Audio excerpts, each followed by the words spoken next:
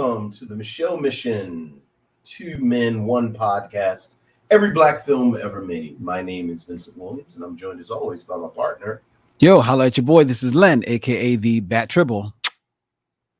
And on this stop, we will spend some time with one of the most beloved films in black cinematic history. 1975's COOLEY High. Lawrence Hilton Jacobs, Glenn Turman, Blink and You'll Miss Him, Garrett Morris. I don't know if you'll miss him. I mean, what's he in 2 scenes? Yeah, but they're good scenes. Though. They're good scenes. Actually, it may be 3 scenes, actually. Oh, there are 3 scenes. Yeah, it's 3 scenes. Yeah. No, Blink and You'll Miss Him, Robert Townsend. That's right. Although he does have a speaking part. 1 line. Yeah. He gets off 1 good line. Written by Eric Monti, directed by Michael Schultz. This was the choice of Lynn Webb.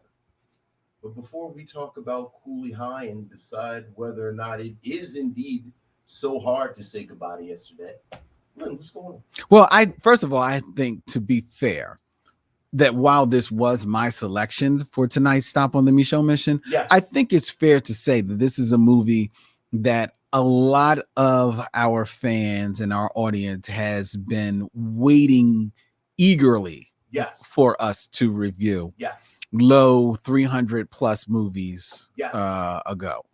True. Like True indeed. It's one of those films that people can't believe y'all haven't reviewed COOLEY High yet. We haven't reviewed COOLEY High yet, but an hour or so from now, we won't be able to say that anymore. Very true. Very true. But first, as always, shout out to everybody that is joining us in the chat as we are streaming live via StreamYard to YouTube and Facebook and Twitch and LinkedIn. Hello, hello, hello, hello, hello to each and every one of you. We are going to get right into the business tonight. Okay. We're going to get right into it. Vincent, I hope you don't mind. And that means we're going to start with listener mail. Missives from missionaries. That's right. And we got an email from Robert Kaplowitz. Hey, what's up, Robert? Gentlemen. Yes. I have a personal top 5. Okay. My top 5 Michelle Mission episodes. Oh, okay. And I think your episode with Miss Carla Brothers about Friday Foster is getting a seat at the table. Oh, okay. Excellent. Great stories, great review, great features, and as always, top quality edutainment. Very nice. I am also grateful that you finally got to car wash this summer. Talking about musicals, rumor has it that there was, at least for a while, a musical version of Car Wash in development. Who knows what the future holds? Yeah. Who knows indeed.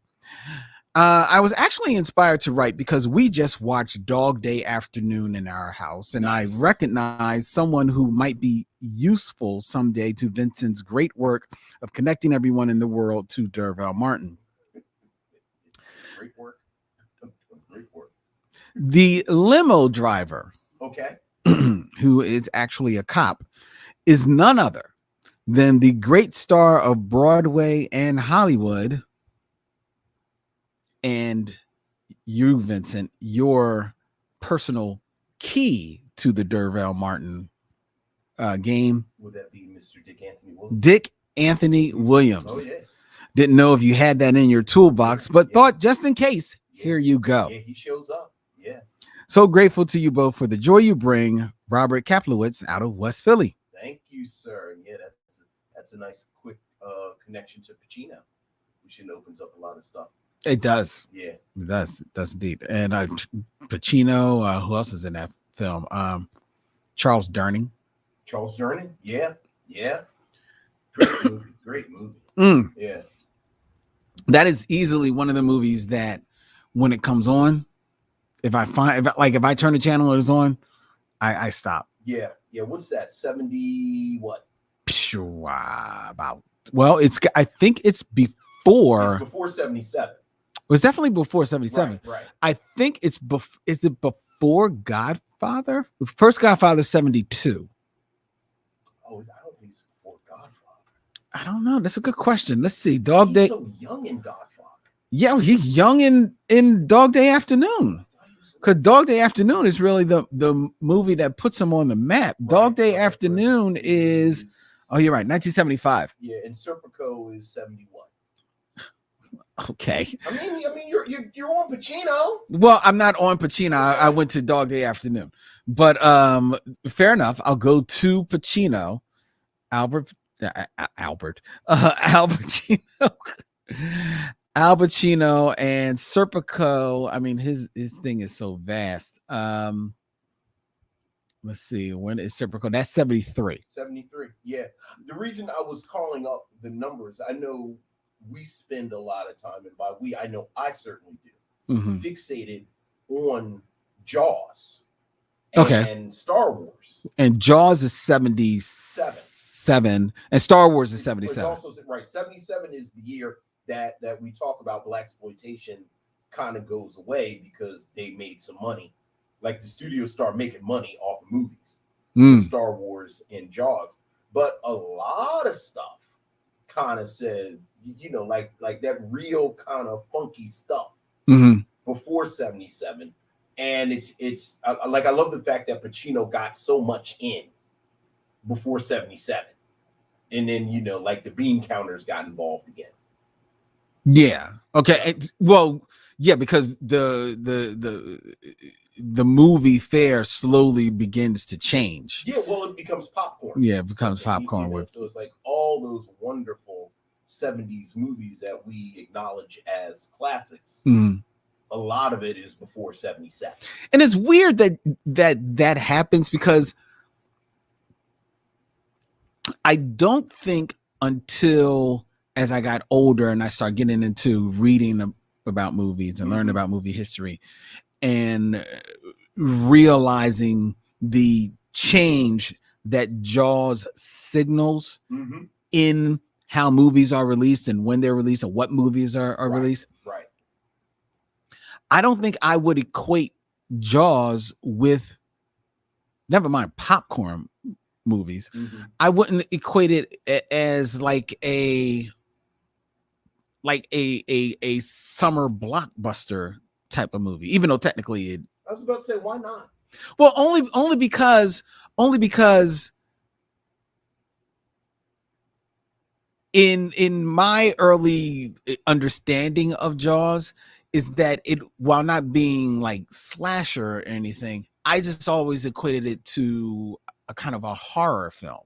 Okay. Almost. Okay. So it never had like a populist feel. Right. To me. Right. So it wasn't made like that. Right. But right. Which I certainly don't believe it was. But the reception actually was very much, as opposed to Star Wars, where George Lucas has been very vocal about the fact that he was trying to recreate this feeling of the serials and of the, you know, basically something for pop culture and popcorn. Yeah. Okay. I mean, I think that's fair. Yeah. I think that's, and I think if you look at both films, they both stand that kind of scrutiny. I don't want to poke the Star Wars hornet's nest, but you know, like Alec Guinness and Harrison Ford and Carrie Fisher really make that thing pop in a way that the film itself doesn't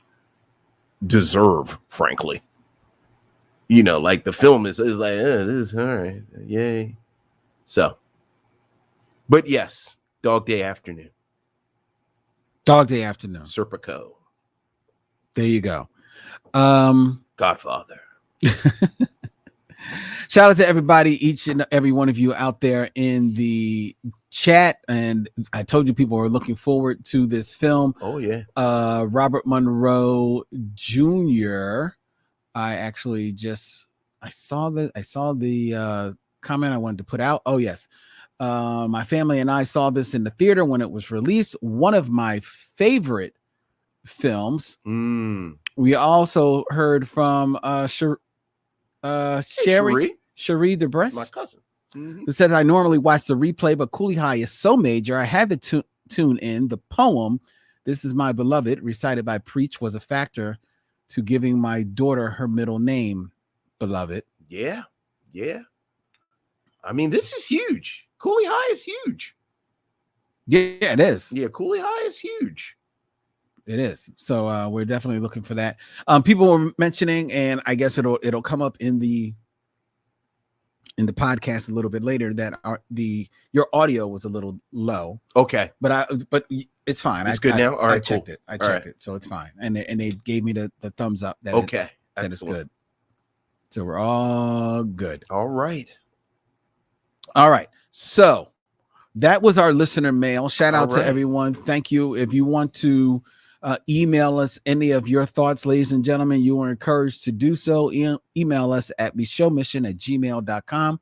That's MICHEAUX MISSION@gmail.com. All right. All right. And we are keeping this train. We're keeping the tires on track. That's right, Vincent, as we move quickly into our top five. All right. Top five.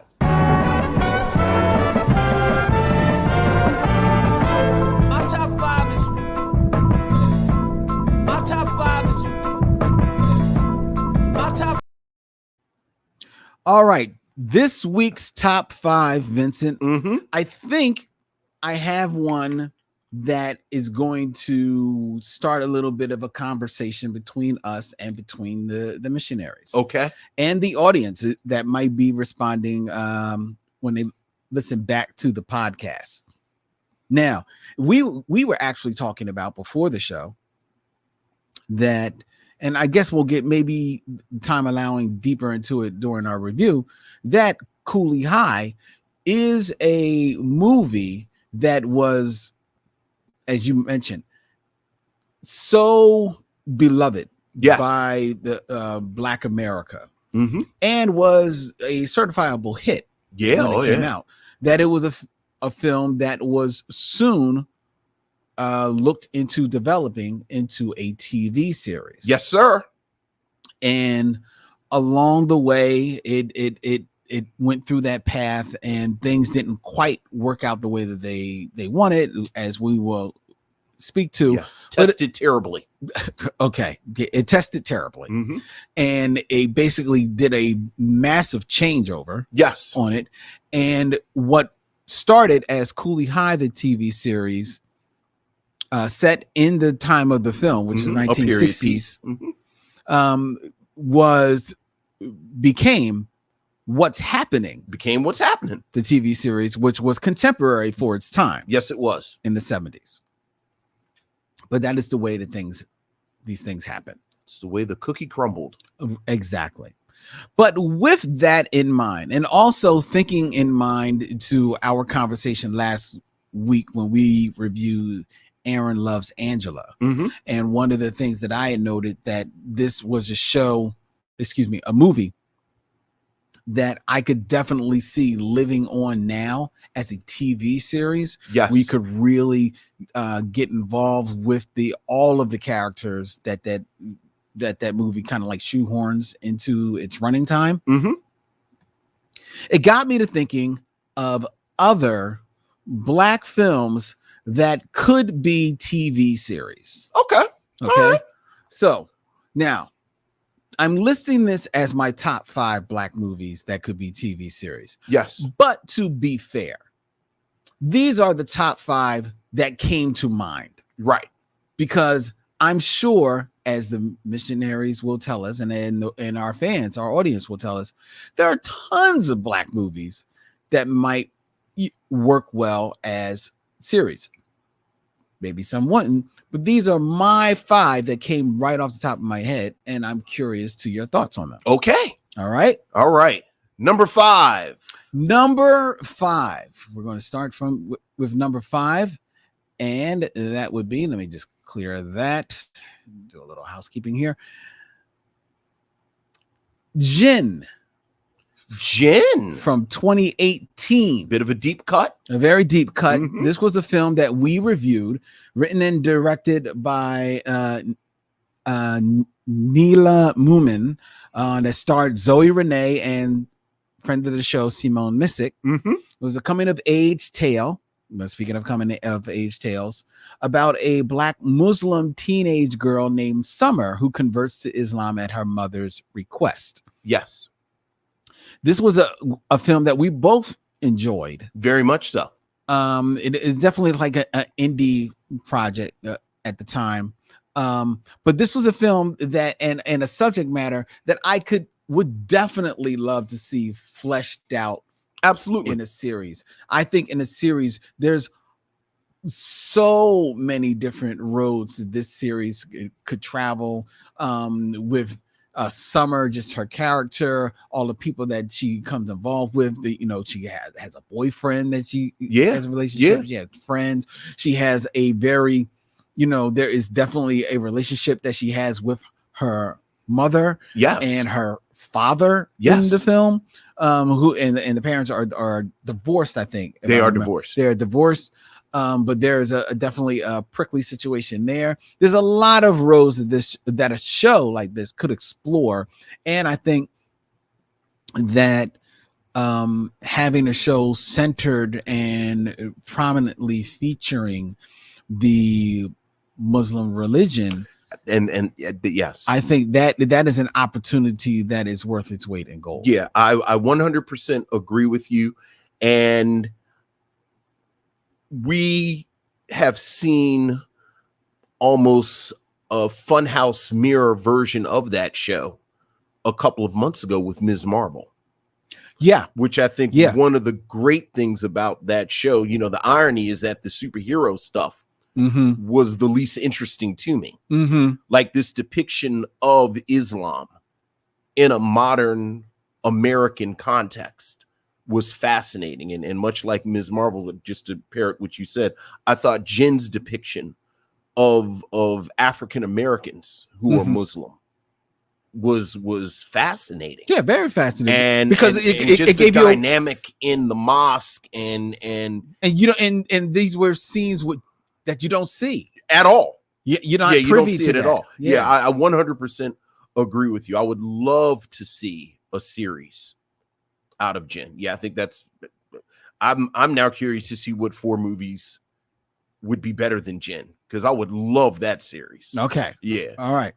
Next, number 4. From 2015. Oh, Dope. Oh, that's a good. Are they developing Dope? No, they're developing The Wood. Yeah, his other movie. Yeah. Oh yeah. Oh yeah. Now, Dope, for those who don't remember this film from 2015, another coming of age comedy or dramedy, if you were, by Rick Famuyiwa. And I'm sorry if I mispronounced the name. I apologize. That starred Shameik Moore, Kiersey Clemens. Great Shameik Moore. Yeah, love Shameik Moore. Yeah. This was a film that was about 3 friends, Malcolm, Jib, and Diggy, 3 high school geeks who get mixed up in kind of like this, for lack of a better word, drug deal gone wrong. Right. It's a bit of an insane plot. Yeah.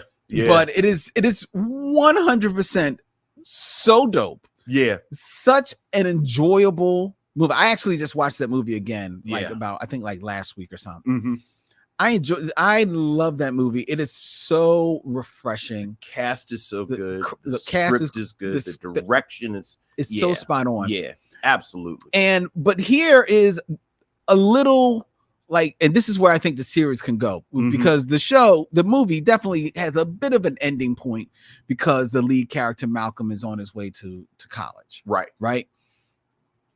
But in having to deal with this drug deal, these 3 young teenagers of color get involved in the world of I just drew a blank on it. cryptocurrency. Yeah, they get involved in that, right? And and they work the system beautifully. Yeah. And I think a furthering of this story is continuing seeing them work in that realm with cryptocurrency, because that speaks to, that's what's happening today. And every time you hear today about these crypto billionaires and things of that nature, I think watching these three kids, or now young adults as it would be, kind of maneuver in that space, along with still trying to live just a normal basic life, I think that could be the fair ground for just as equally grounded yet slightly askew, wicked, funny satire. Look, can I have a subplot or a recurring character that's Roger Gouverneur Smith playing the community activist who is secretly that's right, a crime lord? That's right. I forgot about that. I totally forgot about that part. I didn't realize I needed Roger Gouverneur Smith as someone's big bad until I saw Dope. That's right. Oh, yeah. Oh, yeah. Dope. And you could tell Dope was filled with ideas. Just filled with them. Yeah. So, yes. Another good one. Thank you. Dope and Jen. Boy, I hope Hollywood is listening. Hope they don't steal from you like they did Eric Monty, though. Foreshadowing. Number three.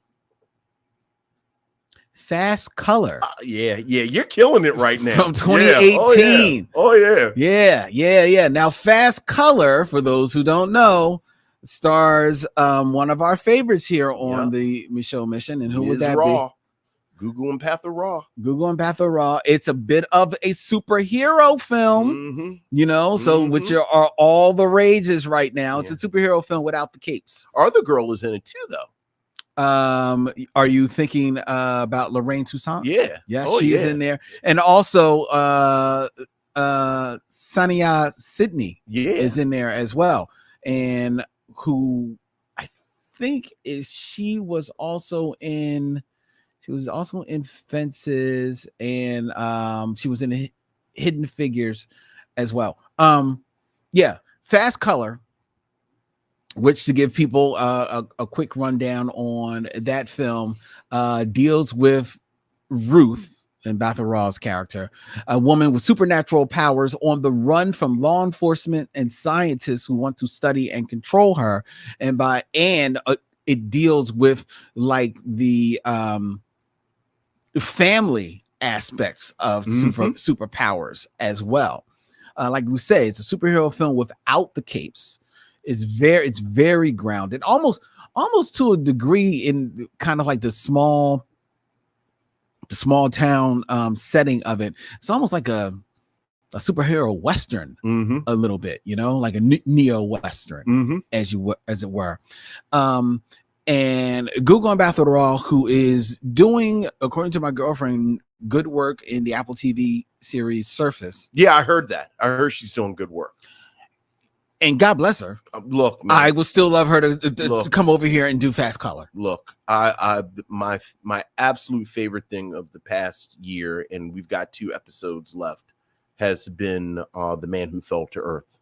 On Showtime. I still haven't caught up. And Fast Company reminds me of it. So Fast Color, you mean? Fast Color reminds me of The Man Who Fell to Earth. So I think. I mean, hell, you're going to make me go back and listen to some old reviews. It's like, oh, right, we did. Yeah, that's fantastic. All right, so that was number 3. All right. Number 2. Soul Plane.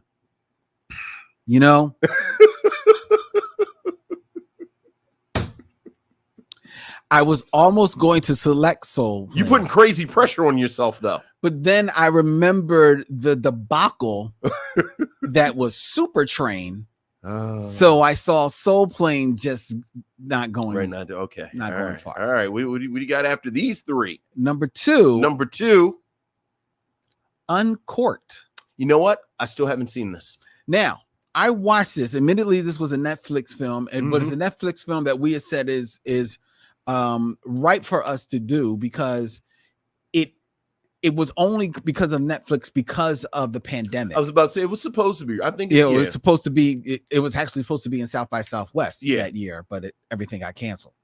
As a matter of fact, it premiered on Netflix in that March. Now, Uncourt deals with a young man who wants to trying to be a sommelier. Yes, which you should tell people what that is. Fancy pants. Oh, it's like a wine connoisseur. Yeah, right. A critic. Wine guy. Yeah, wine guy. It's a wine guy. He's a wine guy. Wine guy. Right. Not a whining guy. Not a whining guy. A wine guy. A man of wine. It's hints of blueberry and and oak. Yes. Yeah. It's actually everything that the character in Sideways wanted to be. Right. He like takes the wine. No, you got to swirl it around first. Right, swirl it around and then stick your nose in, and you would go. And it's hints of oak and blueberry. Yeah, I tried that with milk. It didn't work. So, but here's the reason why I like this idea. Okay, and it's primarily, have you watched? And I watched it on Hulu. It's an FX series called The Bear. I still have not watched The Bear. It's on the list. I've heard good things. All about a young man, like a top-notch chef who returns home to kind of like run his brother's like meat shop. Yeah, out of Chicago. And I absolutely love that series. Okay. And I think that having a Black comedy, because I would definitely see this as a comedy, maybe a romantic comedy, but set in that kind of like erudite world of fine wine would, one, be a different setting. Yes. That we don't see. Absolutely. In our Black television fare. Okay. It lends itself to a different vocabulary, different settings, different characterizations that you don't usually see. But I think it also that is a world that could definitely benefit from the Black aesthetic. Yeah. You know, because this is a young man in the movie that is, you know, trying to make it by his bootstraps, and I won't give it away because you haven't seen it. But you know, he has to go through some stuff to do it. Sure. Just to put it that way. It actually is a very sweet movie. It's actually pretty cool. Okay. I look forward to when we actually do a formal review of it. All right. So I think Uncorked is Uncorked. It would be the very series. good style. Yes, Uncorked the series. Now, before I reveal number one, okay, I'm going to go to the missionaries who have been offering up some selections of their own. Farrell Blackwell says that Soul Food would have made a great TV series. Well, do I have good news for you, Farrell? Yes. Oh, yeah. It did make a good TV series, Farrell. So very good. I just saw someone else mention Farrell. Oh, your brother, Damon Williams. Damon mentions that ATL or Boys in the Hood could have made for good series. Yeah. I feel like Boys in the Hood had and to a degree ATL, but maybe not necessarily. But Boys in the Hood had an opportunity to be a series. I don't know if you remember a very short-lived series called South Central. Yes, of course. Starred a very young Lorenz Tate. That's right. And that kind of like had a Boys in the Hood type of aesthetic to it. It was before its time. Yeah. Do you remember the Friday cartoon? Friday the cartoon. Remember Friday had a cartoon for like a season on like MTV. I don't remember. Used to came on like 2 a.m. Yeah. I don't remember that. Was it any good? It was like Clerks? Okay. I was just about to say it was like the Clerks cartoon. No, where it was watchable, but not really saying anything. Okay. All right. ATL's not bad, but yeah, I feel like no, I was going to say because Atlanta is not ATL. No, it's not. Atlanta is something different. Something totally different. Yeah. But I feel like there is a series out there, like a BET or TV1 series that's set in Atlanta that deals with kids, like teenagers or young adults. Yeah, I can't help you. But I could be wrong. I could be wrong. Sharon Eldridge suggests that Set It Off was the first thing that came to my mind. Set It Off the premise is these girl criminals. Right. At some point. Yeah. At some point they're going to either get caught or once they get away. Or here you go. Set It Off as an anthology that deals with women criminals. Yeah, women criminals, some who are backed against the wall, some who are actual criminals. But isn't some that just accidental? Isn't that just like a IDTV outlook reality show? Yeah, well, I mean, it could be fictionalized though. Okay. Yeah. So like short stories, right? I guess that's not bad. My only other thing against Set It Off is that Set It Off to me has such a memorable and definitive ending. Yeah. Yeah. Like that's an ending like it would almost be hard to you'd always be in the back of your mind. Right. Like when they're going to get there. My other thing is that the chemistry between those four women that's the other thing. Would be so difficult. Yeah. To recapture. That is another thing. I did think about an anthology series though, even though this wasn't an anthology movie, but I thought about doing Death by Temptation as a Black horror anthology. Sure. That might not be bad. We've said it several times over the years that Tales from the Hood should have been a continuing film series, but very much could have been an HBO series like Tales from the Crypt, and then just sort of keep going. But talk about something ahead of its time. Miss Makiba, thank you. Miss Makiba says that Millennials on All Black was like a kid youth show that Len means. Yeah, okay. That might be the show I was thinking about. All right. I know I'm feeling like there was one. There was a show out there. All right. And Jeffrey Thomas suggests Pootie Tang. Look, man. Don't play with me in Pootie Tang. See now, but Pootie Tang would have to be animated. Just so that you could go wherever you want to go. So you could just go. Just go. It'd have to be animated. Oh, yeah. Oh, don't get me started on Pootie Tang. That's a good one. Yeah. But you ready for my number one? I am ready. Now, my number one, Vincent, is a series that definitely came to my mind, but it's a series that I know has also come to your mind. Okay. Because you have talked about it on more than one occasion, certainly when we reviewed the film. Okay. And this is Devil in a Blue Dress. My God, this would be amazing from 1995 as a series. Yes, the Easy Rawlins mystery. Dude, it's sitting right there.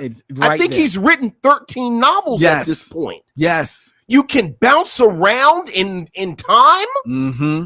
You could start with Devil in a Blue Dress, and then bounce to like 1990 when he's an old man, and then bounce back to like 1970. Yeah. Yeah. It is just waiting there. I think Walter Mosley is always in talks for something. Yeah, but I mean, but Walter Mosley is up there, man. Like he needs to, like somebody needs to get his you know what, John man? Hancock. You know what? Knock on wood, and I'll believe it when it actually happens. There are at least 2 Octavia Butler shows in production. Well, that's true, yeah. And God knows that's like Kindred came out in maybe 80, like that long. So if we have to wait this long for Kindred, hope springs eternal. Oh, there you go. Yeah. Now, but yeah, Devil in a Blue Dress. Yeah, the Easy Rawlins mysteries. Now, oh my goodness. I am so into this idea that I went one step further. One step further. Because obviously if they do Devil in the Blue Dress, the TV series, Denzel Washington, he's not going to do it. Did you watch Young Indiana Jones? I kind of remember seeing it. Remember, so the premise of the show was the adventures of Indiana Jones when he was young. But there was a special little short at one point where it was like they flash forwarded to older Indiana Jones. I don't remember that. And Harrison Ford actually played it. Oh, really? You know, it was like 10 minutes. Like, you know, like obviously you can't have Harrison. So Denzel could play older. In fact, the interview I just saw with Walter Mosley in the past year, that's what he was saying. He was saying that because the Easy Rawlins books go like 50, 60 years, Denzel could actually play Easy Rawlins, but just at the age he is now. Well, that's true. That's very true. That's very true. All right. So, but because in my mind, got me all excited about Easy Rawlins. In my mind, you can't see him as the Easy Rawlins that will be in most of the episodes. Exactly. Right. So I went and I cast my Easy Rawlins. You cast your Easy Rawlins. And I cast the person that I chose to be my Easy Rawlins would be Wylan Noel, formerly seen on Insecure and also in The Photograph. That's not bad. And actually has been cast to be in Lee Daniels' remake of The Spook Who Sat by the Door. That's not bad. That's not bad casting at all. I have recasting in my head that I'm not going to say out loud just because I still think it's a little disrespectful to start recasting this role at this point. But he's in my head. He's who I would recast for a role that shall not be named. Whoa. Wait. No, we're going to keep it moving. No, I just want to make sure I understand what you're saying. So you're saying that there's a role there is a huge black role. Oh. That there's, a lot of debate. I know exactly about what you're talking about whether or not it should be recast. That I think at this point it's a little disrespectful to be talking about it. But my head, you think. You really think it's disrespectful? I think it's a little. I think it's a little. It's just a little. Because people make the argument that it's a cast that should be. It's definitely coming. But I think we don't need to be talking about it now. But in my head, I've tucked him away for that. Who did you cast as Mouse though? I don't want to talk about this anymore. Okay, I didn't think about Mouse. I wasn't sure about how. Well, you don't cast Mouse. Well, he had the most important role. Well, no. No. To Denzel Washington and Don Cheadle. Okay. And Walter Mosley. You have to get it right, but I do also think that you have to get the Easy Rawlins character right. Yes, but you got to get Mouse right. Okay. Well, I didn't play that game forward to think about Mouse. Because obviously Don Cheadle is too old to play Mouse. I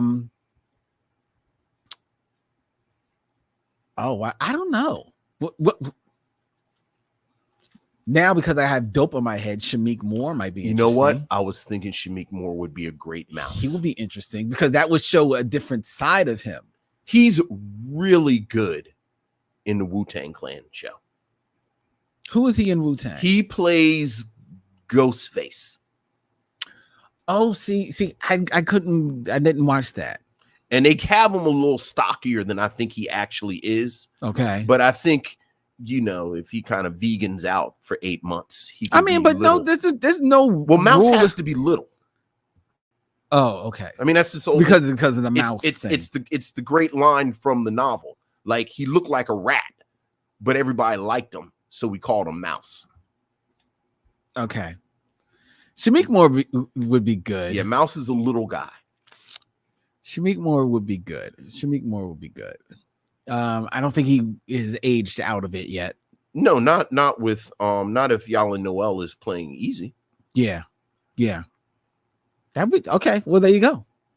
There's your mouse. There's my mouse. All right. Very nice. So well done. Do you like my top 5? I do. Thank you very much. I saw that Miss Makiba also said that in regards to like horror anthologies that there were 3 Tales from the Hood movies. I like the first and the third way more than the second one. That's true. There were 3. I actually thought about maybe calling the anthology Tales from the Hood, but I actually like the title Death by Temptation. Yeah. It's a little less on the nose. Yeah. To me. And then George Kimona mentioned that perhaps Donald Glover could be Mouse. I think he definitely is maybe a little bit aged out. Yeah. So I don't see that. George Kimona, I think also, and I'm scrolling back because I saw it and he annoyed me with it. So I'm going to I'm going to put it out there because he's a longtime friend of the show. He actually, when we're talking about movies that could be TV series, imagine Twa as an HBO Max show. Oh, Twa. I don't want to think of Twa as an HBO Max show. Thank you very much, George Kimona. And now, an FX show. You, me, and she. Simultaneous loving.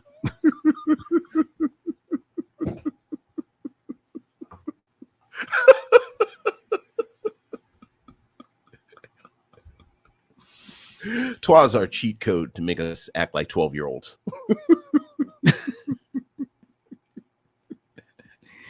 Very true. All right. Very true. And Catrice says, oh no. That's right, Catrice. Oh no. Oh no, indeed. I say no, sir. And actually, Damon corrects you. Shamik Moore played Raekwon. Is he Ray? He is Ray. That makes sense because Raekwon's a darker skin. And Raekwon is actually, yes, that's right. Yeah. Because Ghostface is the one that's halfway, and nobody spoil me because I'm like a season behind. He's halfway dating RZA's sister. Oh yeah, I think I read that. Yeah, somewhere. A season behind.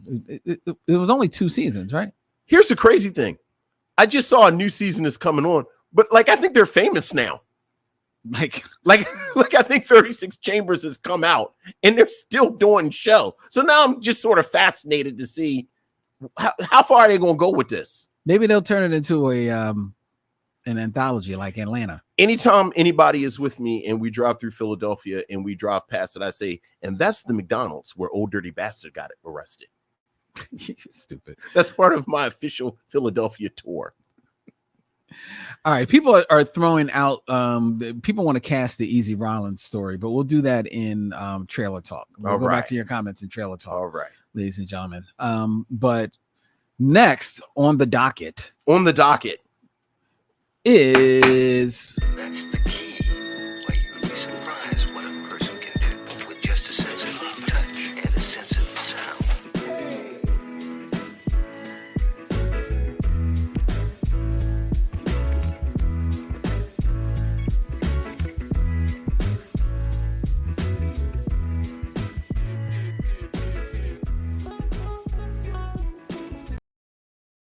Six Degrees of Durville Martin, ladies and gentlemen, where Vincent will attempt to get to an actor of my choice from Durville Martin in 6 movies or less. 6 movies or less. Vince, are you ready? I am ready. If you stay ready, you don't have to get ready. All right. All right.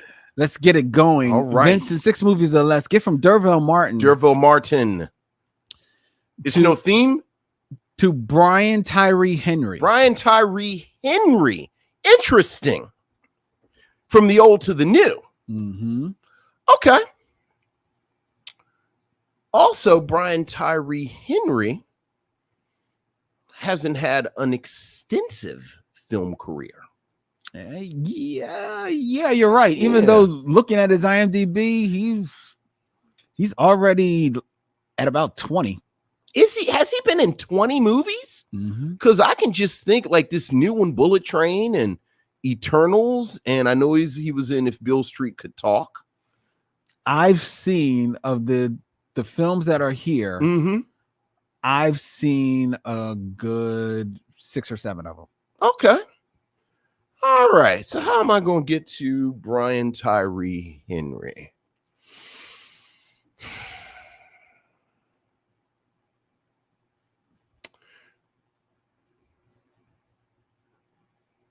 D'Urville Martin was in. Okay. D'Urville Martin was in Dolomite. Yes. Rudy Ray Moore was in The Monkey Hustle with Robert Townsend. Robert Townsend was in Hollywood Shuffle. I should hope so. With this movie with John Witherspoon.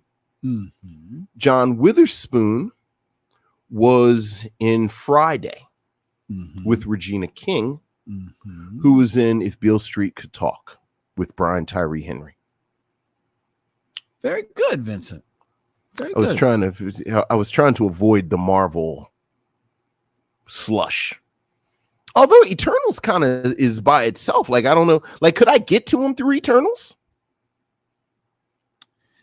Like anyone else that shows up in Eternals? Because actually the like none of the Marvel mainstays are in that. I mean, I could probably Stinger doesn't even have the right. I could probably do Angelina Jolie somehow. Like, but not through the Marvel stuff. No. Like Samuel L. Jackson doesn't get me to it. No. So right. Yeah, I don't think any of the regular ones. I was thinking about going through Brad Pitt in a Bullet Train. Thing that was just out. What else was he in? What else has he been in? He was in Joker, which I've still not seen. Oh, I did not know he was in Joker until this exact second. He voices Jefferson Davis in Spider-Man Into the Spider-Verse.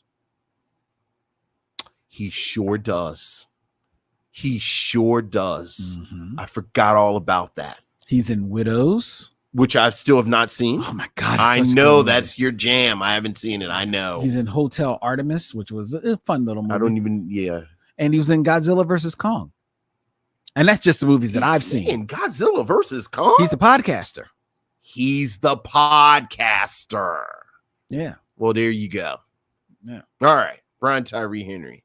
You chose a black.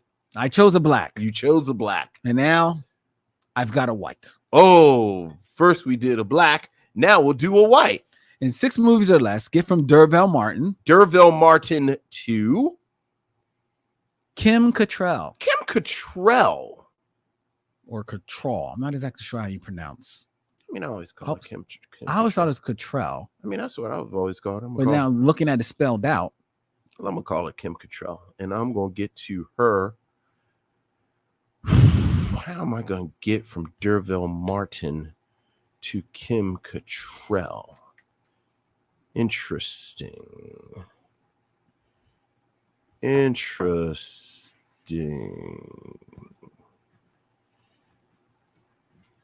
If I sat here long enough, I could probably figure out how to get to Kurt Russell, but I can't really think about how to do it. So I'm going to do the easy way.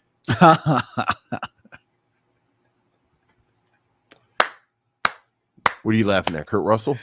I forgot about that connection. Yeah. You know what? I am going to use Kurt Russell, and this is how I'm going to use him. D'Urville Martin, and I'm going to use my Dick Anthony Williams key. Pull it out. D'Urville Martin is in Five on the Black Hand Side with Dick Anthony Williams. Dick Anthony Williams is in Mo Better Blues with Wesley Snipes. Wesley Snipes is in Wildcats with Goldie Hawn. Oh. Goldie Hawn is in, what is the name of that movie where she falls and hits her head and I loses her can't memory? tell you. Is it Man Overboard I or can't tell you. Ships Ahoy? You can't tell. I Just can't tell me you. the damn I movie. can't. Just tell me the movie. You know what I'm talking. Like, I'm taking a long way. Like, I'm trying to take the interesting way. I mean, if you want, I can just go through Jennifer Hudson and Sex and the City too. But come on, what's the name of it with her and Kurt Russell where she hits her head? Overboard. Overboard. Kurt Russell is in Big Trouble in Little China with Kim Cattrall. With Kim Cattrall. Very good. There you go. I forgot about Big Trouble in Little China. Big Trouble in Little China. Yeah. That's the only thing I really know her from. That in Sex and the City. Oh, really? I know she's done lots of stuff, but you tell me Kim Cattrall, she's the woman in Big Trouble in Little China. Really? The finest film she's ever done. The finest work Kim Cattrall has ever been involved in. Big Trouble in Little China. You sure? Yes. What does she do that's better than Big Trouble in Little China? Well, some would say Star Trek 6, The Undiscovered Country. Come on. You know the rule. No. Undiscovered Country's not bad. But yeah, it's not better than Big Trouble in Little China. Yeah, that's not better than Big Trouble Yeah. in Little China. Fair enough. Some might also say that depending on when you saw this film, that Porky's might be. Is she in Porky's? She is the kind of like the femme fatale, more or less, of Porky's. God, when is the last time you've seen Porky's? When I was the age that I was about to to say, seeing I don't Porky's. think I've seen Porky's Now, since I was like 14. I saw it several times Oh, at that age. boy, you talking about stuff that's dropped off her resume. I enjoyed it at the time. A movie that she was in that actually should have been a lot better, Bonfire of the Vanities. She actually is not bad in it, but it's not a great movie. And she's also a Mannequin. As Bree 517 reminds. Mannequin's not bad, actually. It's no Big Trouble in Little China. It's no Big Trouble in Little China. But it's not bad. It is not bad. So I also could have gotten to Kurt Russell through Escape from New York, through Isaac Hayes. Yes. But well done, Vincent. yes, thank you. Well done. I thought these would be way more challenging took me for to you. the 80s. Right. Yeah. Especially Kim Cattrall. Yeah, You Kim nailed it. Cattrall, but you forgot she was in Big Trouble in I Little China. did forget. One of the finest films Right. made in the late 20s. I enjoy the film a great deal. Yes, It's a lot of fun. Yeah, oh yeah. It's a lot of fun. Oh yeah. It's a lot of fun. Yeah, oh yeah. It's the movie that The Last Dragon wishes it was. It's a movie a lot of movies wish that it was, frankly. Yes. Yeah. But Anyway, it's time. it is time. All right. Time for us to get into our review, ladies and gentlemen, of COOLEY High. But first, it is time for trailer talk, where we will get back into these mountain of castings for Devil in a Blue Dress, the series. Mm-hmm. Jeffrey Thomas offered, and this is an interesting. What do you think about this? Okay. Lakeith Stansfield as Easy Ronald. He's too lanky. Yeah, He's too lanky. It doesn't work. Yeah. Yeah, I thought about him too. I mean, definitely from an acting chops, but Easy has to look like he just got out the military in the past 5 years. yeah. Like Denzel was so perfectly cast. Like he looked like a dude that was in the military, got out of the military, and doesn't really want to do this anymore. But he still got it in him. Yeah. I agree. Jeffrey Thomas says that he read years ago that Walter Mosley was in talks to do Cinnamon Kiss and Futureland. What happened with that? I'm not familiar with those properties. Futureland is, I think, one of his science fiction books. Okay. Although I might be mixing it up with Blue, because he has like a UFO book that's kind of interesting. And I don't know what Cinnamon Kiss is, but I do know, I think his stuff is always getting optioned. And then, Your people. right. Well, something happened. Right. Again, I've been on the Octavia Butler train with this for 30 years about stuff getting optioned and then it doesn't get made. So I'm going to assume that's what happened. It was optioned and then nothing came of it. Yeah. If you do Devil in a Blue Dress, Yeah. keep it a period piece. Keep Absolutely. It set right after World War II. It's got to be a period piece because that's the whole thing. Easy Rawlins doesn't want to do this. Yeah. Like he really just want to have he would love to have a city job so he can pay his mortgage. Mhm. Like he really just want to pay his mortgage and live his life. He done all that in the war. The beautiful commentary of Devil in a Blue Dress is how black people got forced into doing stuff that they didn't want. Like this just the only thing that I had to do. And because he's Easy Rawlins, he's good at the detecting part. Like he ain't even really good at the fighting part. No. Which is why you call Mouse. Right. So yeah, it's got to be a period piece because otherwise, like if it's in 1980, why don't he just go down to the post office and get a job? How about Denzel's son, John David Washington? I think he could work.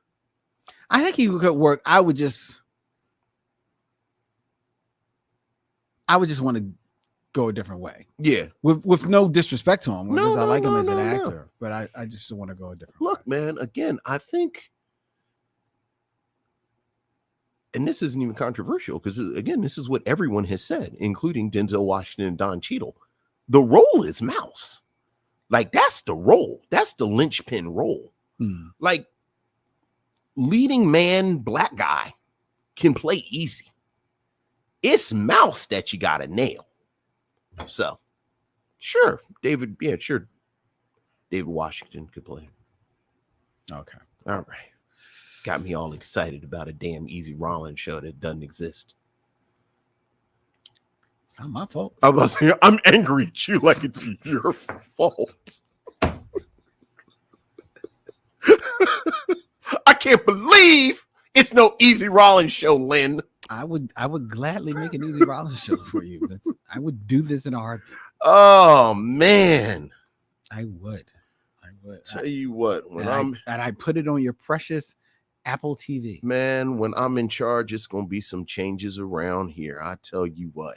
Now, I will tell you this. The reason why I want this is because I noticed on HBO Max, I think I was watching House of the Dragons. Okay. And they do like a little a trailer thing and before the show. Sure. The show's like all the upcoming things. Sure. Ooh, I know what you're about to say. Go ahead, say it. And they're doing a second season of Perry Mason. That's right. Which, to be fair, I kind of liked. It's not bad. I enjoyed it. Yeah, it's not that bad. Yeah. But if you could do Perry Mason and basically totally rejigger the character to be a detective, if they had used those resources for Easy Rawlins, an Easy Rawlins show, I 1000% agree, and that's what I thought when I saw Perry Mason. Yeah. Now, I'm glad they didn't, because if HBO had done that, then the Easy Rawlins series would have gone the way of Lovecraft Country and the Watchmen TV series, one season and done. Well, not to be. That's not fair about Watchmen. This is the part that's not going to be taped. Be on the. It's not going to be on the podcast. Right, yeah. I think Watchmen was always meant to be one and done. Right. That's why I said it's not fair to say that about Watchmen. And the scuttlebutt that absolutely should not be on the podcast that is taped in perpetuity is that Lovecraft Country was about more interpersonal stuff. Well, yes, there was a lot of behind the scenes stuff. So that, I don't know. I'm not going to say that's what would have happened. So not necessarily. Not necessarily, because I'm assuming it would be different people involved. To be fair, because Insecure certainly had a very significant run, and then now they've got rap shit on. Yeah. So you're right. Yeah. To be fair. All right. On this part that won't be. This part that won't show. be in me. That's right. And y'all better hush your mouth. I was about to say, y'all don't tell nobody. I don't want to hear from any of you. All right. One last casting, real quick. One last casting. Sorry. All right. Sorry. Two. Sharon Eldridge says maybe John Boyega sounds like Denzel in Breaking, which is actually a film that I'm supposed to go see over the weekend. Okay. And then George Kimona suggests Sterling K. Brown as Easy. You don't like Sterling K. Brown? No, I like Sterling K. Brown. I just think he's kind of like, I would like to see a different face. I think he's like showing up everywhere. My number one plan this weekend is to watch Honk If You Love Jesus. And Save Your Soul, whatever that thing is called, with him and Regina Hall. Oh. Yeah, it's coming out, I think, Friday. Is that coming out? But it's supposed to be in the theaters and on Hulu. Okay. I suspect I'll end up watching it on Hulu before I get to a theater. But I've been looking forward to this, and I think Sterling K. Brown is going to be hilarious. Oh no, I like Sterling K. Brown. I just think he's like a face that's showing up. He's showing up a lot. That's another thing. Another knock against Lakeith Stanfield. Right. With no disrespect, love them both. Yeah. But that's why I would not want to see them in the Easy Rawlins thing. Yeah. I want to, and to be fair, Lakeith is I think he has his eyes rightfully set on movies. Yeah. Go do that, bruh. Yeah. Brian Tyree Henry, he's making like he does his TV. He does Atlanta as his bull. He spends a lot of time in these movies. I cannot believe we're going to have 4 seasons of Atlanta. Like, I don't know how they pulled that off. Like 4 seasons? Yeah. Like, I don't know how Donald Glover got all 4 of them to be in the same place at the same time to make a television show at this point. Well, it took him a minute. In all of their careers. Like, all 4 of them.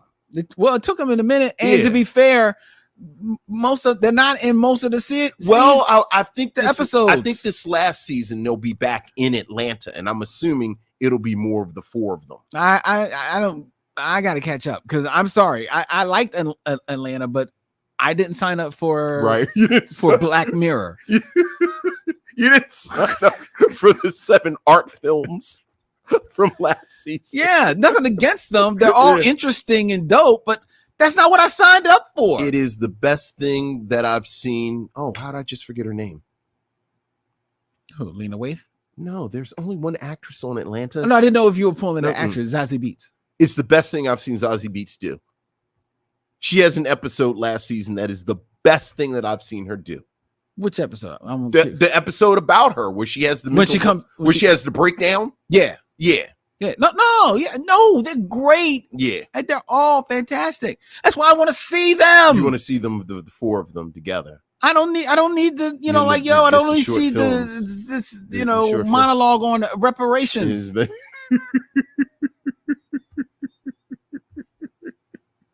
You don't need white man getting his McDonald's check garnished. I don't care. I mean, it's nice and it's good, but it's not Atlanta. It's not Atlanta. All right. You know what that could have been? That could have been Death by Temptation. That could have been the series. The series. There you go. I mean, there's always been an aspect of the anthology in Atlanta, though.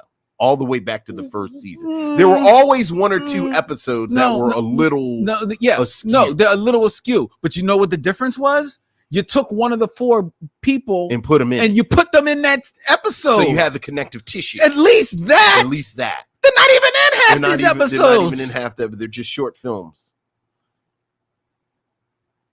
I'm sorry, Len. You want to talk about COOLEY High? Yes. Give me the high sign.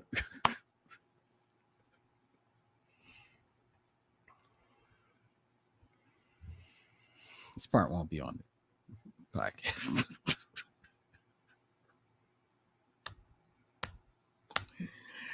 case you wrote Donald Glover to be a guest on the show. Mission.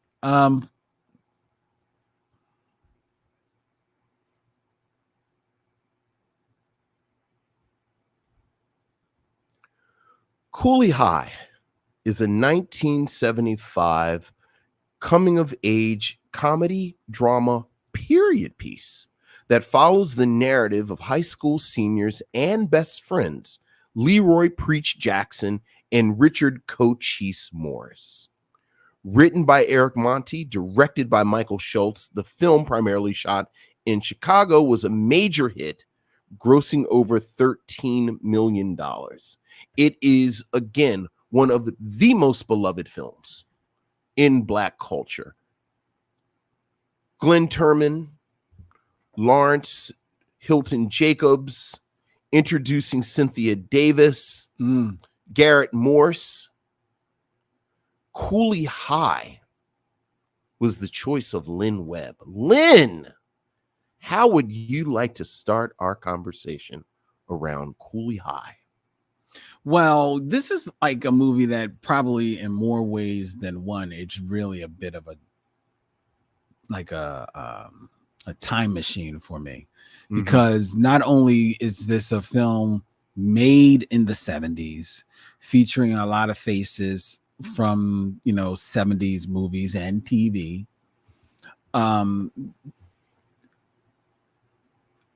and features a story that is set in the 60s, complete with a bit of the look and the music of the era. But it's a film that also takes me back to my youth growing up in the late 70s and 80s, when I saw this at the local movie theater and sat in the theater for hours upon hours. I think I watched this movie like 3 times that day, me and my friends. Just like, and the first time you're kind of watching it and you're laughing and joking and everything like that, and then the second time you're like, oh, ooh,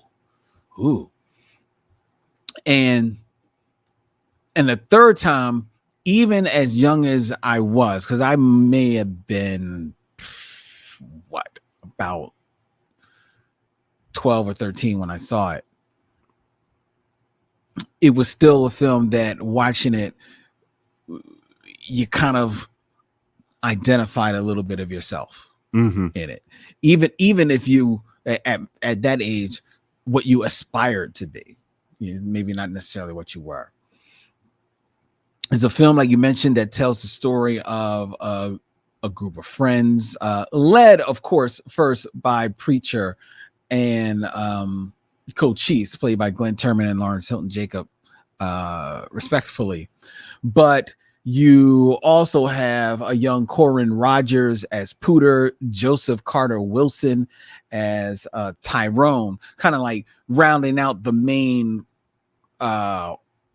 quartet of friends that you see running around the Cabrini housing development in 1964 Chicago.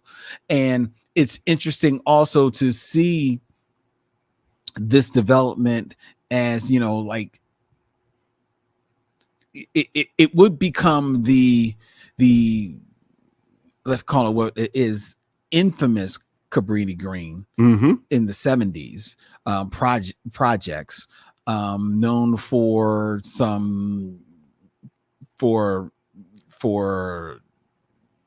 like disrepair, disenfranchised black people living in these development, crime, drugs, and soon, and not long after, the setting for one of the most seminal Black horror films of all time, right, Candyman. But it's interesting that in 1964, that's not quite settled into this district yet. There's a little bit of it there, but there's not the despair of the 70s. So there's still a little bit of hopefulness. There's still a little bit of dreaming on the side of these kids.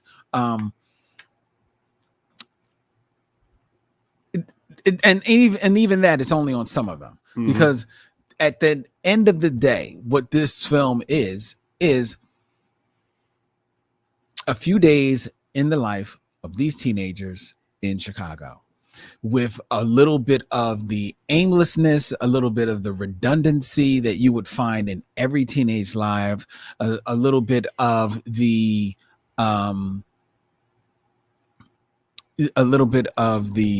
surreal, a little bit of the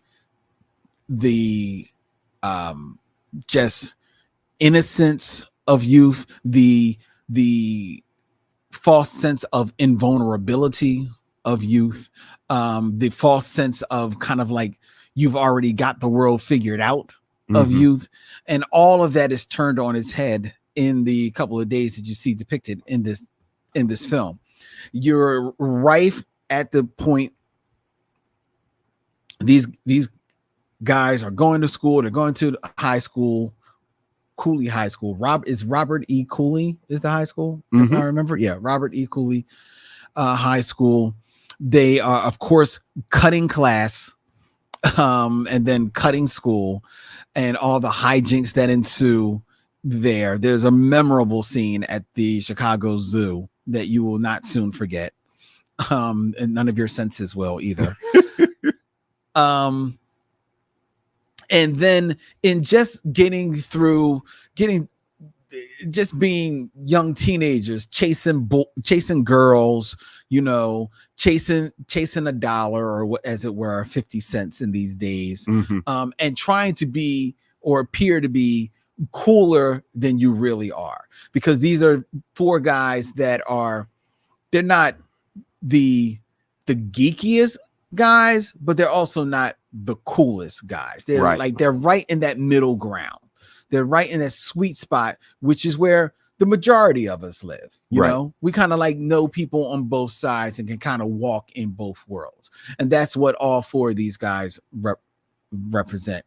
Pooter is the young, naive, innocent guy who just wants to be, these are his friends. These are the guys that he looks up to. Tyrone is kind of like the faux ladies man type of slick guy with the conch in his hair. Looks like he may have got left back a couple of grades once or twice, because it definitely is a man that looks like he's a man, a man amongst boys in high school.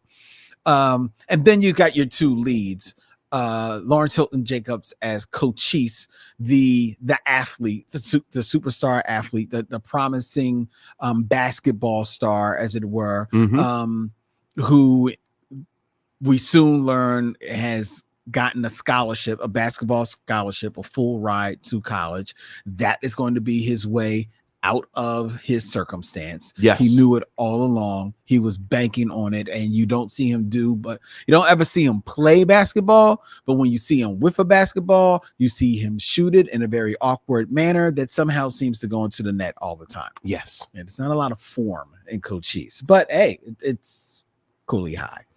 And then his best friend is Preacher, played by Glenn Turman, who is definitely a dreamer. He wears the uniform of a scholar, has the words of a poet, but he has the machinations of a world-class wannabe schemer, and a liar. He's 17, but he's 17, thinks he knows everything, and if he doesn't know anything, what he doesn't know, he feels like he can talk his way out of. Sure. And that is basically how they get through life. And they get through life until they get into a situation that they can't talk their way out of. And then dire consequences ensue. And we'll talk about that a little bit later on. Just to kill the lily on this 50-year-old, close to 60-year-old. Oh, everyone's seen Cooley High. Everyone knows what happens in Cooley High. But it is a film in 1975 that is ahead of its time, because again, as we've talked about all month long when we've been doing films of 1975, we are still in the midst of blaxploitation. Yes, it will we are. soon come to an end, Yeah. but it is still at it a little bit at, it is maybe right at its crest, Mhm. and this is a film right at its crest that it kind of gets lumped into the blaxploitation because of where it is. Exactly. But it really doesn't wear any of those trappings. It It no. is 100% a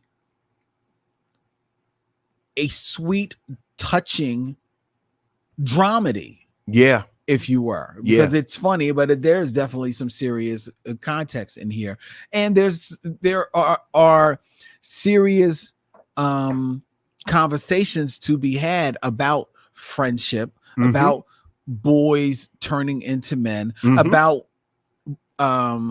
boys and how they deal with women. Mhm. I think there's some deep exploration in this. Now, this is a film that I don't think really pays a lot of attention to the woman's point of view. Right. Not at all. Even though there are definitely women here, Yeah. and there's some lip service to kind of their point of view. And if you look closely, there actually are some scenes that kind of like give you a window into it. Mhm. But the movie doesn't spend any real time interrogating it. Right. This is not their story. This is not their story, and I'm not going to bash the movie on that, because that's not the goal. That's not what it's set up to be. So if it's not set up to be there, I'm not going to be hold it against it that it doesn't go there. But what it does set up to be is a window into the mindset of a Black teenager, really in the 70s, but using the trappings of the 60s Yeah. to show that lens. And to be honest, while the movie does say it's set in 1964, if you watch this film and thought it was set in the 70s, nobody's going to say anything against you. Some of the fashions definitely lend themselves to the to the 70s And the soundtrack to the of 60s, course. and the soundtrack definitely does, well, to a point, because then you get a song. Well, yeah, the soundtrack kind of like lends itself to the 60s, but that notwithstanding, it's set in 64. It's just a little over 10 years before the movie is made. So the fashions and some of the what you see in Chicago at this time, you could kind of still see remnants of that in 1975 in Chicago as well. So nobody's going to bash you over the head if you thought it was the 70s. Yeah.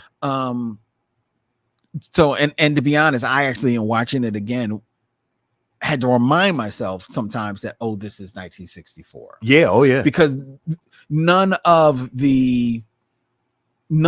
what is going on in the world at large of Black America really is felt in this movie. You don't feel like the civil rights movement, right, or anything like that, or of fighting against the man. I mean, it's 64. Well, it's 60, and it's Chicago. It's 64 and it's Chicago, but it's also because this movie it sets itself firmly that the lens is through these Black teenagers. Exactly. Almost every aspect. This movie almost could be like if Franklin was the star of the Peanuts comic book series, and then he was allowed to age up. This actually could be like that. Yeah. Because there's almost no adults. That's right. There's really two adults. Mm-hmm. No, to be fair, there's three. There's Martha, who runs kind of like this meat shop where everybody kind of meets, or soda shop. I'm not. Yeah, I think it's a soda shop. Yeah, never really see anyone eat. You don't see anybody meat, but I say it's the meat shop because I see her chopping up meat. Right, and she's always like brandishing a cleaver. Yeah, at people. Yeah. So I go to the meat shop. Yeah, and I know about Chicago has meat shops. Yeah. So now because of the TV series The Bear, so I'm figuring it's the meat shop. Mm-hmm.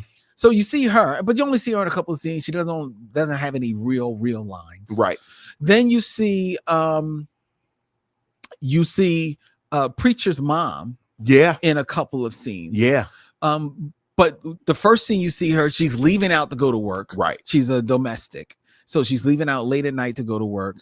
The second scene you see her, she's returning home from work later on. Yeah. And she's about to give her son a whooping, and there's a really touching scene where she tells him to go get her belt. Yeah. And then by the time he goes upstairs to get her belt and comes back down, which honestly, even in real time in the movies, it's maybe not quite 2 minutes. Yeah. She is falling asleep. Yeah. Because she's come home late from work. Yeah.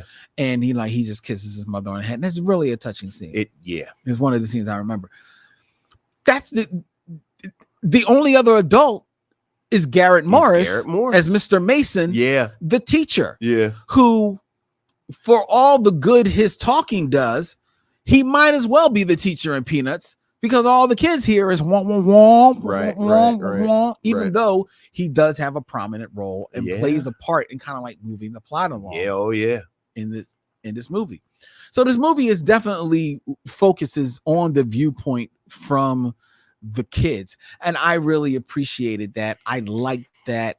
I like the wild things they get into. I love the quarter party that they have here. This was it reminded me of house parties back in my day. We didn't have they didn't ask for a quarter. You just had to be on the list, right, to get in. And they were strict about that list. Fortunately, I had friends, so I was on the list. I enjoyed like the kind of like randomness of these guys, kind of like, you know, kind of like had girlfriends of the moment, of the convenience. They're 17. They're 17. I liked kind of like the personification of Cynthia Davis character in this role of Brenda. Yeah. You know, kind of like this the unattainable for Preacher, as it were. And you know, I remember, to be fair, I remember enjoying their romance a little bit more as a youth and on rewatching than I did watching it now. And watching it now, I'm like, well, it's kind of quick. You know what I mean? But they're 17. But they're 17. Yeah. Right. Which again, I love the realness of there it is. There being 17. Yeah. And I also love that, and you'll read it all over the place, that this film is compared to 1973's American Graffiti, which it was a film that purported to show kind of like the life of the white teenager, in kind of like another coming of age film. And it is a film that kind of like spoke to them just living their lives, just catching a glimpse in time of their lives. And a lot of people equate this to the Black American Graffiti, which is totally unfair. I think it's totally unfair. Yeah. But I don't know about you. As someone who has seen American Graffiti, and has watched Cooley High, I will take Cooley High 8,000 times. Here's the thing. I think even when people started making the comparison, there was always a contingent of people who argued this was better than American Graffiti. It is. And I think as time has gone on, more and more people have acknowledged that. So yeah, were you finished? I didn't mean to cut you off. No. That was my ending. Yeah. I 100% agree that this is a better film than American Graffiti, which will kind of start with what I wanted to talk. Look, it's Cooley High. This is an actual classic film. And I think the luxury of, like you said, you watched it 3 times in that theater. And, you know, who knows how many times you've seen it since then. The luxury that I had this afternoon when I watched it, because I know every single beat of this movie, is that I could really concentrate on the craft. And I think the secret of Cooley High and why Cooley High succeeds when so many other films that have tried to emulate Cooley High fail is the sheer level of quality of this film. I think the script is masterful in how Eric Monte's hands are invisible. Like you said, there is this sense of there's this real breeziness to it. Yeah. Where it seems like it just kind of bleeds from scene to scene. Yeah. But this film is in complete control of how the scenes go, and knowing where the film is going, there is a hint of melancholy in the whole time film. Yep. Like this whole theme of you always hear the trains running, and theater 101, English 101, trains are a sign of leaving, coming and going, and coming and going, and something's going to change. Yep. And the trains are there. The first thing you see is the train. Yep. You see the trains. You have this group of boys, these two boys in particular, and their friendship. And you see all around them the pieces moving, that this is it. They are getting ready to go to the next stage.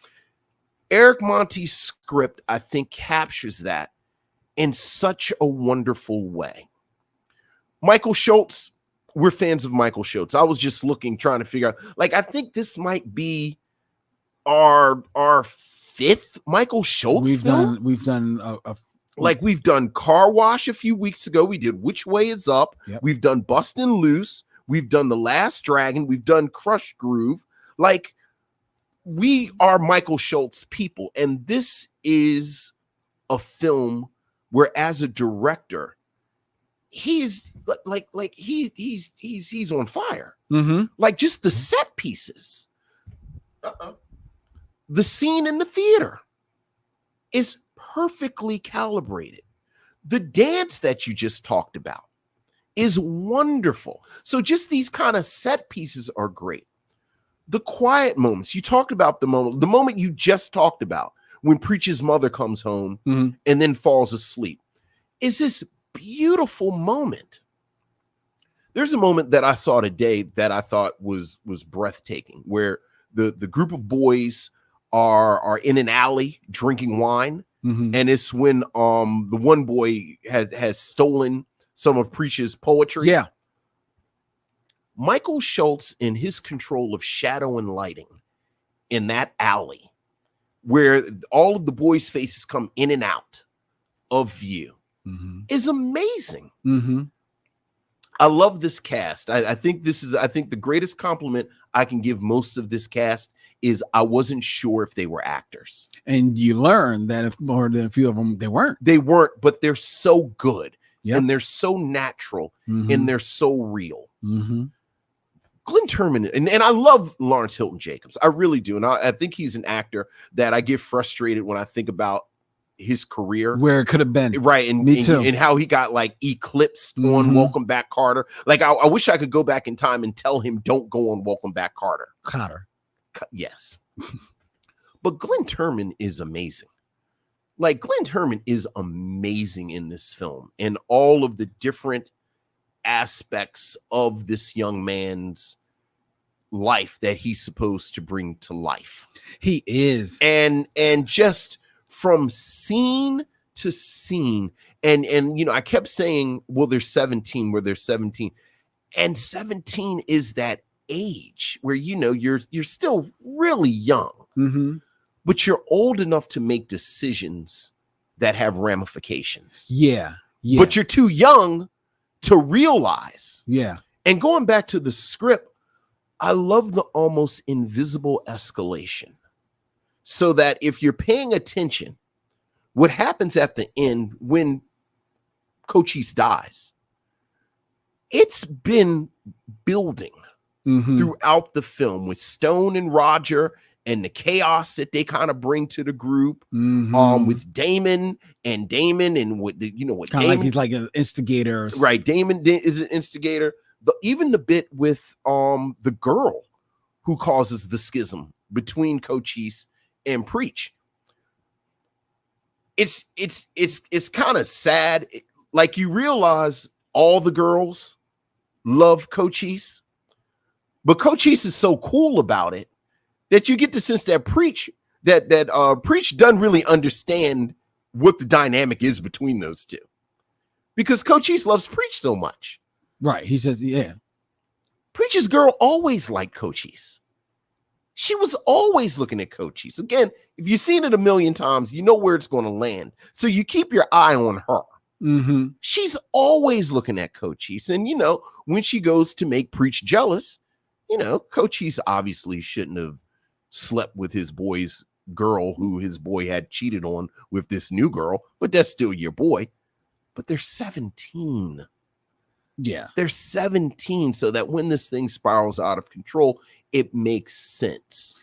It does. Yeah. Yeah. Cochise's speech at the end. I'm sorry, Preach's speech at the graveyard is amazing every time I watch it. Every time I watch it, I'm so impressed with Glenn Turman at that moment. But again, this is throughout this film. So that, look, I don't know, like what were we supposed to say about Cooley High? It's a masterpiece. In regards to that, two things. In regards to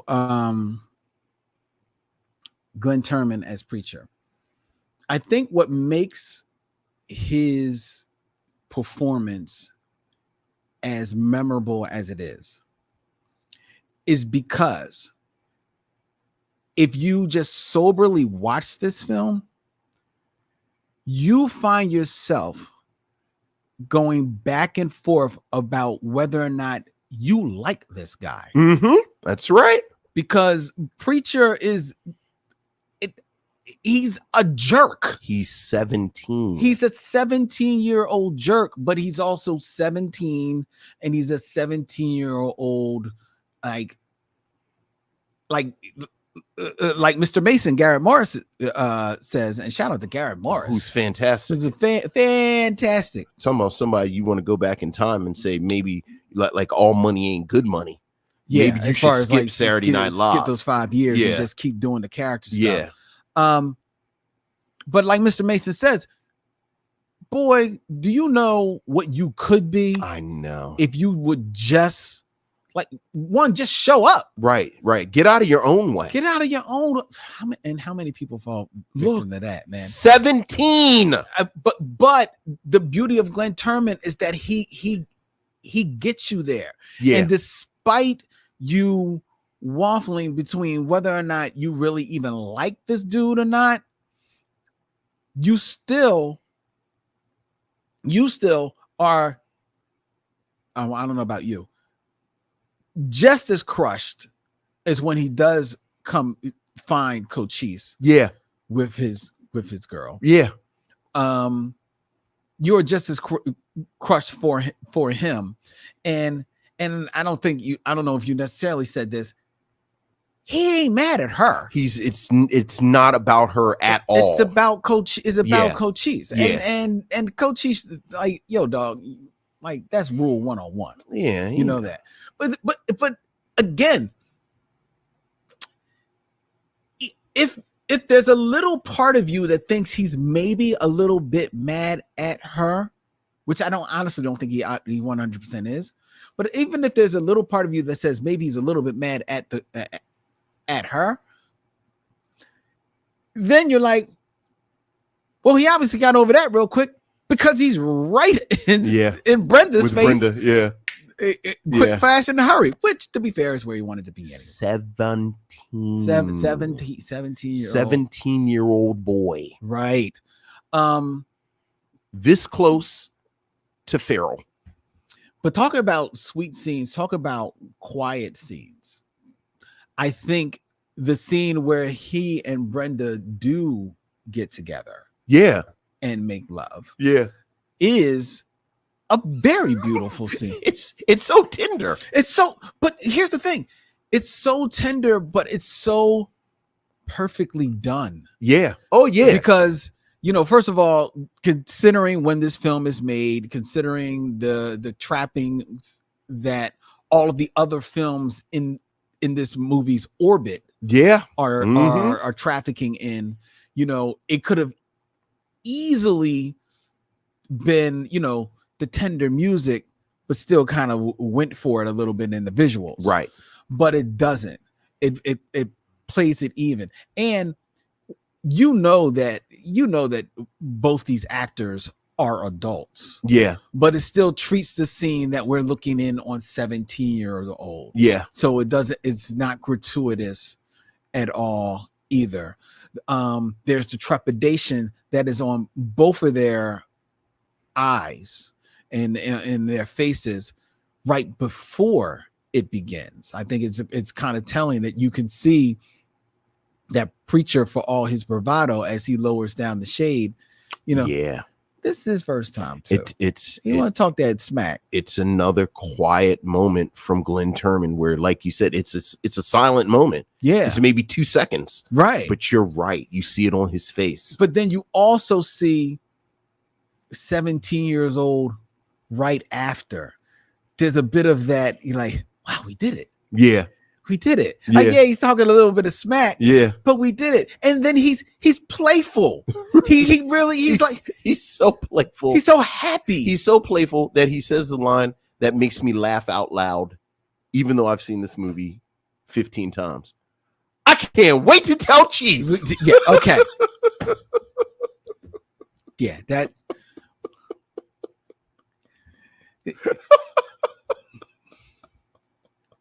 that was wrong. I said, this boy. But you know what? He won the bet. First of all, he means it. Oh, He's gonna go tell him. Oh, yeah, absolutely. But there's a part. It is the innocence of. I honestly think at that time, at that moment, of him wanting almost to share the moment with her. Of course. I'm so happy about this. Like, and I like you. Yeah. Let me tell you this good news. Right. I won the bet. He's going to spend $1 on her. Exactly. Right. So he's innocently like he's giddy with it. Yeah. You know? So, but it's total wrong thing to say. Oh, yeah. Yeah. But But it's the beauty of his performance that he gets all of that nuance over. Yeah. And as much as you are still waffling whether or not you like this guy, you are 100% with him, like you said, right there at the gravesite. And just a small touch that for me, this was the first time I didn't remember this, but I enjoyed it. That when he walks up to the gravesite, there's somebody there. There's the right. The guy who works at works the graves. Yeah, he's there, and he realizes, oh, I'll just step and give you a moment. Yeah, I don't know why. I don't remember seeing that, but when I saw that, it's like, that's real. Yeah, that's real, because I think in my head, he just walks up to the gravesite. Right. Like, no, that's real. And then to have that conversation with Cochise at that moment. Just beautiful. And then the runoff at the end. He's running to his future. Oh my God. And like you talk like, yo, this soundtrack is phenomenal. Yeah, it's great, especially how it's used in the beginning, because in the beginning of the film there's not a whole lot of dialogue, so the soundtrack definitely takes you into time. Yeah, but let's not bury the lead. The scene and the song that we all show up for. GC Cameron. GC Cameron. How do I say goodbye? I don't care who you are. When you're welling up the whole time the song is playing during the funeral scene. Goodness. And to be fair, I don't care how many funerals you've seen they filmed before 1975. I don't care how many funerals they filmed after 1975. There is no funeral scene that is this funeral scene. This is the funeral scene that ends all funeral scenes. And you're welling up the whole time that song is playing. And in my mind, I'm like, did they play the whole song? I'm not sure. Did they play the whole song? I seem to remember them playing the whole song. And then it gets to the scene where Preacher is making his way to the gravesite, and it cuts to Pooter in the car. Who sees him. And he wipes his eye. He wipes his eye. Like he wipes his eye real. And it is at that moment that the song crescendos. And if I take with me the memories, oh my God. It is. I think it might be trauma. Like, I think many of us might need to talk to somebody about the scene, because just to take it back a sec, again, the trains. Oh, remember, he's yelling for help. And as he's yelling, the trains get louder and louder. So that you don't. So you can't even hear him. And then it's silence. How do I say goodbye? And then it's just a funeral. And you know what gets you now? You're so used to the Boys to Men version with all the pyrotechnics, and it's the four of them singing, the harmonies, and it's the harmonies, and it's all big. But this is just GC Cameron. Like, GC Cameron can barely sing. Like, he can barely sing. He ain't nobody's real singer, but that just makes it even more powerful. Yes. Like I have to sing this because there is nothing. And it's just me by myself. Nothing more stirring to me than a song that sounds like the singer means every word he is singing. Right. Like he is singing 100%. Yeah. From his heart. Yeah. And again, it is a testament to the script. It is a testament to the direction that they both work in concert to set up Glenn Turman for this final monologue. And Glenn Turman knocks it out the park. Knocks it out the box. Like, I don't know.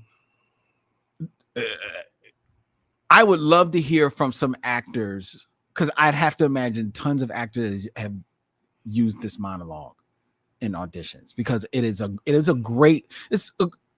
so well written. Yeah. It's so beautiful because it is Preacher. It is 100% him in every aspect of his personality. Yeah. Oh yeah. Oh yeah. So yeah, you look, man. But the other thing, and this we kind of alluded to it earlier, is that in this monologue and in this movie, you do have a story that is based on the life of the writer, Eric Monti. Yes. And at the end of this film, Preacher more or less goes off to try and make his way through Hollywood, as the ending credits kind of show us, which is a similar path that Eric Monti, the writer of this film, followed in his life. But his results were, let's put it this way: he had some highs and he had some lows. He is very much. Well, I think what we can all agree upon is that Eric Monti's story is a cautionary tale. Now, whether or not it's a cautionary tale because of decisions that he made, or it's a cautionary tale because, as he has argued, he was taken advantage of, forces that were put upon him, then it's we leave that to you to decide, dear. Well, missionary. tell people the actual. So Eric Monti went on to create Good Times, along with Mike Evans, best known as Lionel from the Jeffersons. Right. He also created, as we talked about, What's Happening was developed from a failed adaptation of COOLEY High. So he created What's Happening. He created co-created the Jeffersons. Yes. But he always argued that Norman Lear stole ideas from him, didn't attribute the ideas to him the way they were supposed especially to. for Good Times in the Jeffersons, which were Norman Lear Productions.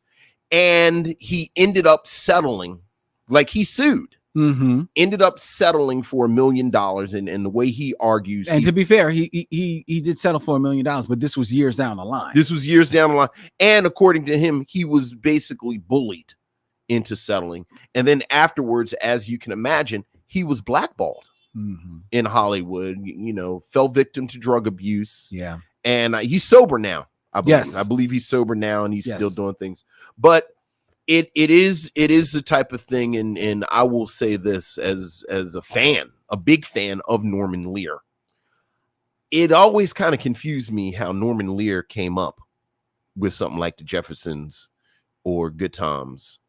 And it's like, this doesn't really seem like something Norman Lear could have come up with. So that the argument that maybe Norman Lear had a black brain trust that he was tapping into smells more like the truth than not to me. So that, you know what they say, it's three sides of every story. It's your side, their side, and the truth in the middle. Well, you know. Yeah. But yeah, he's it's a fascinating story. I mean, actually, I have to say, I don't want to go too late with this. I went down the rabbit hole with What's Happening and Good Times, just about the production and the behind the scenes stuff, and what's like. I knew a lot of the Good Times stuff. Like the Good Times stuff is pretty well known about how John Amos. Oh, like so, like after it got Esther Roll and the push and pull with the JJ character, but the What's Happening set apparently was hot. Really? Oh my goodness! Freddie Stubbs and Ernest Thomas were protesting on and off about it, and they had. Well, I know Freddie Stubbs always had a problem. Yeah, but I didn't know Ernest Thomas had walked off with them at least once. The solidarity. Yeah, Mabel King. No, I know Mabel always argued about her being a single mother, which frankly is something that seems to come up a lot with these Norman Lear black shows, where the actresses argue, why can't I have a husband? Why can't there be a man in the house? And then they have to push for that. So, you know, Mabel King left the show. She did. Because of this type of thing. So that it was a lot going on. And it looks like when What's Happening got canceled. Well, wait a minute. You said with Norman Lear. Norman Lear didn't have anything to do with I'm sorry. What's Happening. Right. That's Saul Turtletub. Yeah. And who's Saul Turtletub's partner? It's like Turtletub, and it's at the end of everything they make. I know. Hold on. What's Happening is hold on. Bud Yorkin. Yeah. But and What's Happening, I don't think got canceled because of ratings. Like What's Happening got canceled just because they were tired of dealing with these wild ass black actors. Yeah, but I don't think it was ever like a super hit. It was enough of a hit that I think they could have kept making them for another year. Well, they brought it back in syndication. Well, which explains What's Happening now. Like, it was like, why would they make What's Happening now? But I think What's Happening now was the result of the fact that ratings wise, they could have kept doing What's Happening. Yeah. So it seems like, and it did come back at the time when like syndication was hot. Right. Right. Because What's Happening now is what, 80. So it's like, you mean you don't have the entirety of the What's Happening information sitting right? I'm about to tell you what's happening goes off in 70 what? Goes off in 79. What's Happening now? So what, like run 82? from 80? No. 84. I'm about to tell you. I'm sorry. You let me tell you. I'm gonna just keep saying numbers. 1997, 2004. It runs from 85 to 88. Okay, so what's that? 5 years later? About 5 years later. Well, 5-6 years. Yeah, 79. Okay. Yeah. But I never understood why people were talking about bringing back What's Happening. Like that never made sense to me. But now that made sense to me. People were clamoring for more What's Happening. Well, sure. Because everybody like D. You want to see D grown up. How you go to D? I like D. D's the first person that you think of when you talk about What's Happening? Because I like D. Because you like D? I did. All right. I like D. I liked her more than almost anybody else on the show. You actually see the DNA of that relationship in COOLEY High, too. Like him and his sisters. Well, you see a little bit of it. It's like, okay. Yeah, you see a little bit. Well, certainly. Yeah. I mean, you're right. I was a Thelma's Rosala man. Of course. I liked how much Thelma's Rosala used to be up on Mabel King. No. Yeah, Peaches. He would talk sexy to Mabel King. And I appreciated that. I appreciated that. Well, I appreciated Mabel King. So there you go. There you go. So now we've landed on Mabel King. But the question, of course, would you recommend Cooley High. Oh, most absolutely, certainly. I would recommend Cooley High every day of the week. If you have not watched Cooley High, you need to see Cooley High. If you have watched Cooley High, watch it again. Yeah. And introduce it to someone. I introduced it to a young lady, 26 years old, had never watched it before. Yeah. It's required viewing. Mm-hmm. Not only is it required viewing because of the film itself, but the DNA of Cooley High is in so many films. Like you were talking about Dope. Yeah. Before.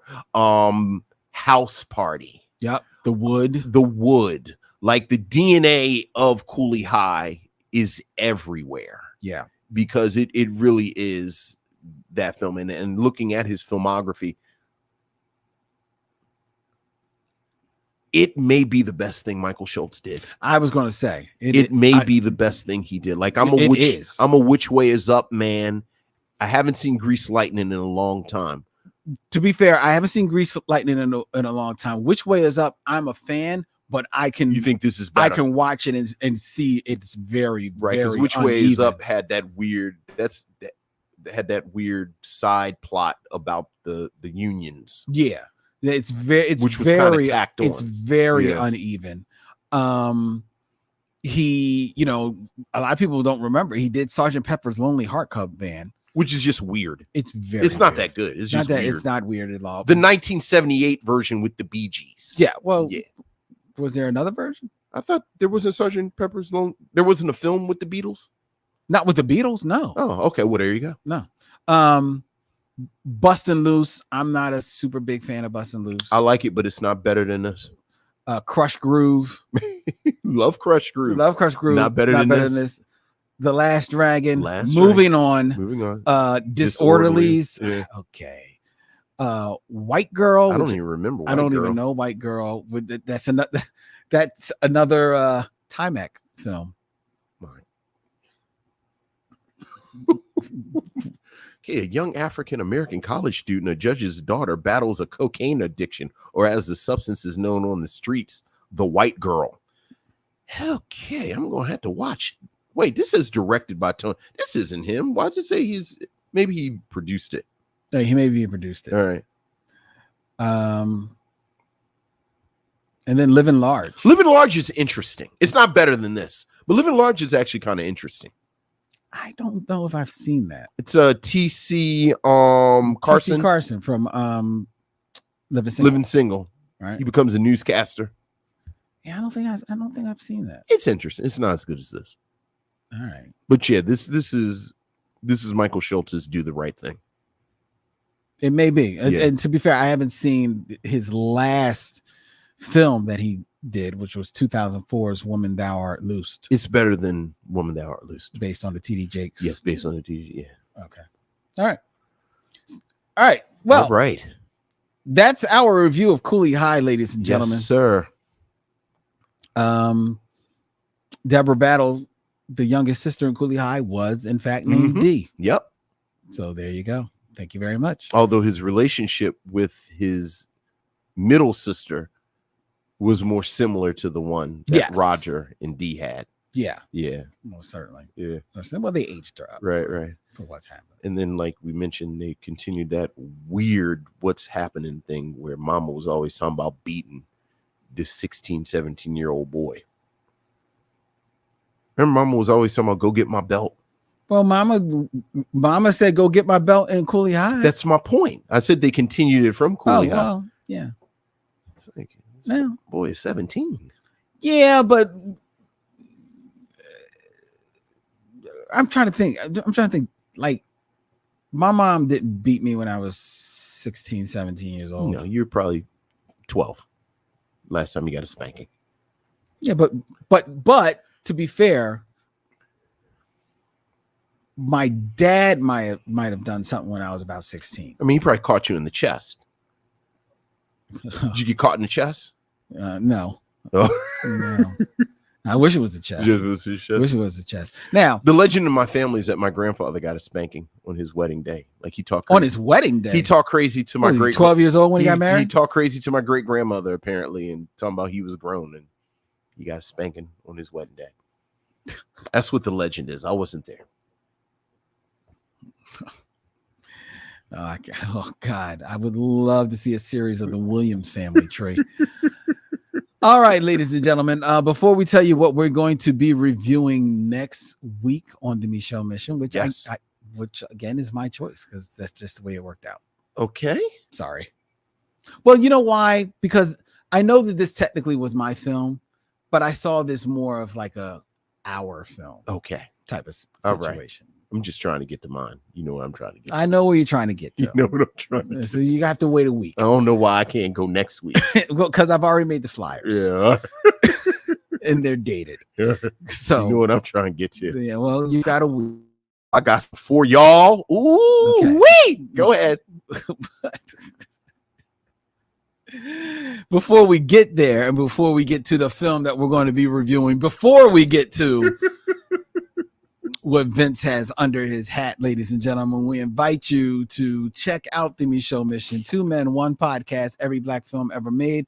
Go to michellemission.com where you can hit swag and check out all the cool designs that we have available to you by way of our good friends at TeePublic.